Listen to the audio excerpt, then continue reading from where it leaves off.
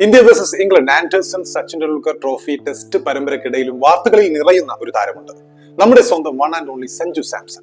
അടുത്ത IPL സീസണിൽ IPL 19ാമത്തെ സീസണിൽ ഇത്രകാലവും സഞ്ജുവിന്റെ ടീമായ രാജസ്ഥാൻ റോയൽസ് വിട്ടുകൊണ്ട് അദ്ദേഹം ചെന്നൈ സൂപ്പർ കിങ്സിലേക്ക് കൂടുമാറിയേക്കുമെന്നുള്ള റിപ്പോർട്ടുകളാണ് ഇപ്പോൾ വാർത്തകളിൽ ഇടം പിടിച്ചുകൊണ്ടിരിക്കുന്നത്. നമുക്കറിയാം, കഴിഞ്ഞ കുറച്ച് ദിവസമായി ഈ വാർത്തകൾ ഇങ്ങനെ എയറിൽ നിൽക്കുകയാണ്.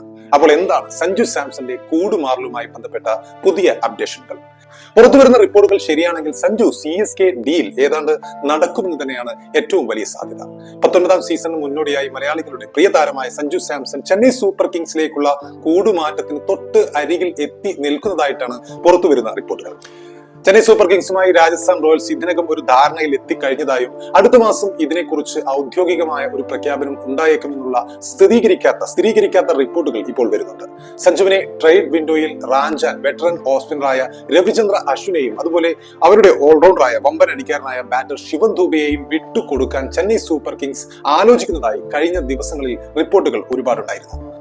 ഇനി സഞ്ജുവിനെ വാങ്ങാൻ ഈ വെടിക്കെട്ട് ബാറ്റർ, നമുക്കറിയാം ശിവൻ ദുബെ കഴിഞ്ഞ സീസണുകളിലൊക്കെയും CSKക്ക് വേണ്ടി മികച്ച രീതിയിൽ കളിച്ചിരുന്നു. അദ്ദേഹത്തെ വിട്ടുകൊടുക്കാൻ തയ്യാറല്ലെങ്കിൽ അശ്വിനെ വിട്ടു നൽകുന്നതിനൊപ്പം അത്രയും തുകയും അത്രയും പണവും നൽകി സഞ്ജുവിനെ വാങ്ങുക എന്ന ഓപ്ഷനിലായിരിക്കും ചെന്നൈ ഉണ്ടാവുക. അങ്ങനെയെങ്കിൽ സഞ്ജുവിനെ ചെന്നൈ ക്യാപ്റ്റനാക്കുമോ എന്ന ചോദ്യവും പ്രധാനമാണ്.